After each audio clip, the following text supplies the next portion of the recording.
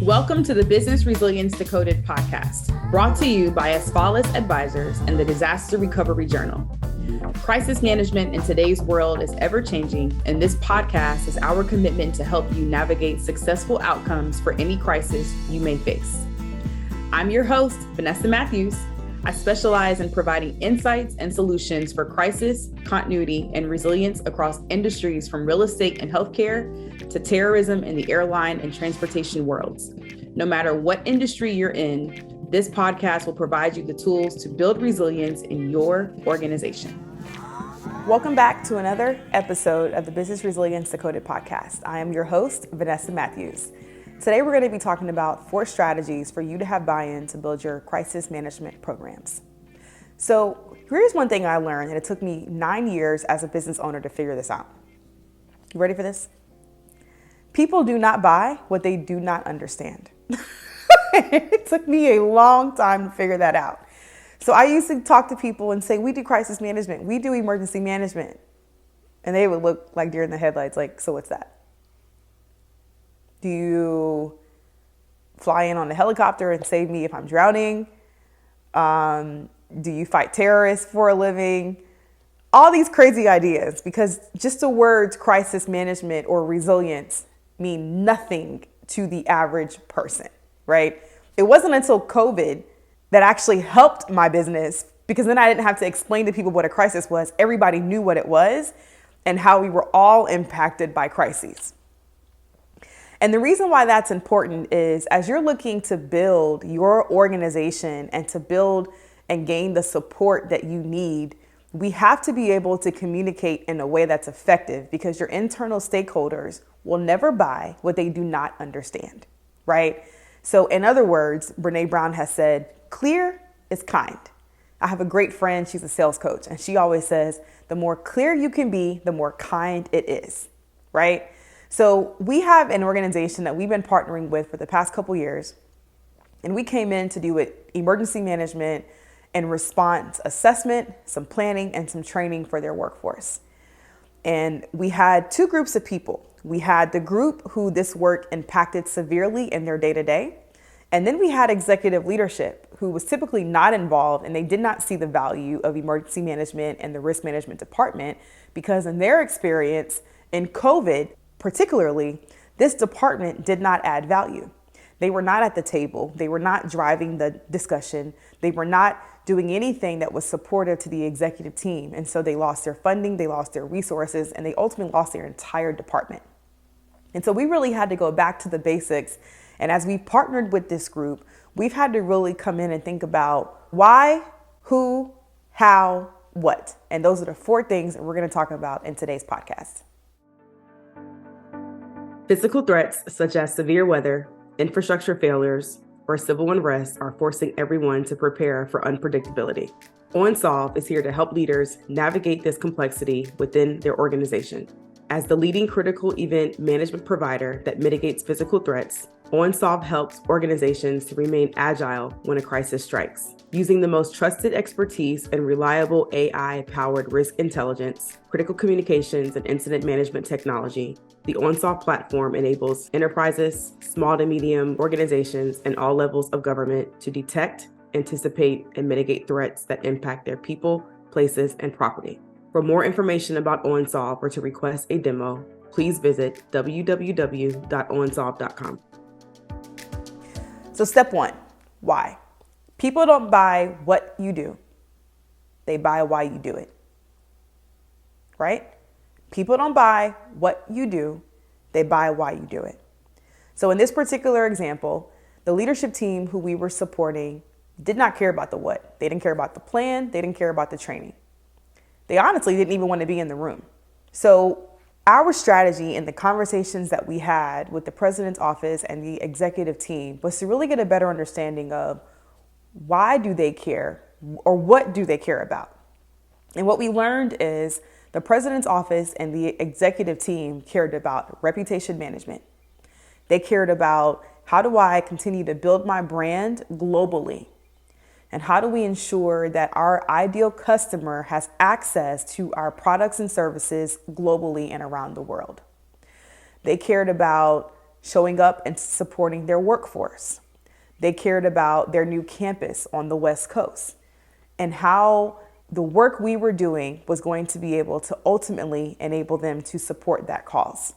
So how do we figure out the why? So it's pretty easy to say that every department cares about something different, right? My marketing department cares about something different than my finance department. My HR department cares about something different than my operations department.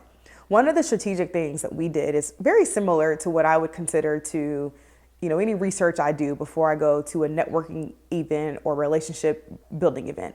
I typically will receive a list of who the attendees are, maybe their name, their title, their company at best. And then if I'm familiar with the organization and who's going to be there, what I typically do is take a look at, who are the people that are going to be at this event that I really want to meet? And why do I want to meet them, right? What is it that I'm doing that aligns to their why, and how can I add value to those people? And then once I'm clear about who's on my list, right, who can influence things that I might need support on, what am I doing that can support them and their causes? What connections can we help to make for one another? Then I take a look and I say, who in my network knows those people? And do I have any existing relationships that I can pick up the phone and call now to say, hey, I'm going to go into this event and this person's going to be there. Can you help me make a soft introduction so that when I meet them in person, it helps to facilitate the relationship a bit quicker, so it's not cold? And so that same type of work that we do before a networking event or before a relationship building event is really the same type of research that we should be doing from a resiliency and a security perspective, right? Who are the people that we need to have at the table, and why do we need them there? So that's step one. So step two is all about the who, and the who and the why tie very closely together because it's hard for you to know your why unless you know the who, right? So in the same particular customer example, we have the leadership team, and then we have the operational team who our work directly impacts. And what we worked with through the operational team with this customer are who are all of the other stakeholders across this business and across the organization that have a role to play or that impact or influence this decision or the support that you're going to need to build this program forward. And so they basically helped us to kind of think through an org chart or a sponsor spine, right, of who are the right people that we need at the table, but also who influences who. And so through that relationship, we were able to pinpoint who on the operations team had influence, right? And in certain meetings or certain trainings, or when we came to do our on-site assessment, the customer helped us to understand, as you're having this conversation, as you're sharing this information, as you're talking through these points, these are the things that I need you to hone in on to better influence this person over here to get me the support that they need. And support doesn't always look like funding. Support looks like I'm going to come to the next meeting because it added value the first time. Support can look like I'm going to attend the next training. Support looks like I'm going to help influence a policy change or a process change so that we can de-risk this situation and help to make sure that the operations team has what they need to move forward for the business. And so understanding your why in step one and then getting clarity on your who in step two is very, very important. In another example, we're working with a manufacturing company that's global, and we have two very similar teams, right? We have a operational team that is international, and they need a different set of support. They have a language barrier. They have different challenges. And then we have the corporate team. And what the corporate team is very different, and what they want looks very different than what the operations team and what they are looking for. And so we've had to be very strategic about how do we partner with these two groups of people to make sure that we're clear on the why and the who for both of those groups, so that everybody gets what they need, but ultimately the organization gets the outcomes and the capabilities for true crisis management and emergency response within the business. So step three is all about how. So once we have a clear why, we know our who, we have the right people in the room, we have the stakeholders there, they're all ready to listen to hear, how do we get it done? To me, it's all about having clear, concise communication, right? And typically that starts before the meeting even begins. And it's all about If I'm going to invite you into a room, what's on the agenda? What are the outcomes? And how, what are the things that we're going to move through in the amount of time that we have you there, so that you can find value in this conversation and that we have a clear ask, right? Or clear guidance or clear instructions from even those stakeholders that can help to guide where this conversation is going to go next. So for example, one of our customers who we've been partnering with, one of their big challenges was they have a huge space that they leverage for outside events and outside stakeholders who don't typically have any involvement with the mixed use space that they own. And so our role in this engagement was to really help this particular client to build clear and effective communication so that in the event that something happened, that they had something that was readily available and could support the operation. So our team was responsible for building a front and back one-page document for clear communication to support this line of business. So the reason why this one-page document was so important is because the leadership cared about minimizing reputational risk. They cared about de-risking the operations, and they cared about revenue, right? Because at the end of the day, most leaders care about a number, and typically that number is income, revenue, safety, etc. And so this product or this document that our team was able to help that client to produce literally helped the executive team to achieve the three things that they cared about, right? It helped to minimize reputational risk. One, because when things are readily available, it's less time that we have to take on the back end to get the approvals, to get the guidance, to get the support, et cetera, right? But number two, as they were hosting events in their facility, they had documentation and things that were readily available for the participants, the attendees, and for the employees, which ultimately helped them to move around and do things quicker, faster, and better because they had better support, more clear processes, and more efficient communication. And so prior to our partnership within the organization, those things did not exist. There was much more chaos. Things didn't really have a complete structure. Folks in corporate, folks on the local level did not have a clear line of communication on what was needed. And even some of the partnerships that they were able to develop as a result of building a better communication plan were not in place, had that partnership between us not existed, right? And so having a clear communication and understanding how we're going to get to where we are and where we want to be and helping to close that gap is very critical in order for organizations to build effective crisis management programs internally. So once we're clear on why we're doing it, who's involved, how we're going to get it done, it drives down to the what, right? And in this particular example, the what in this scenario was a one-page communication plan. Very simple. But again, the deliverable isn't the outcome, right?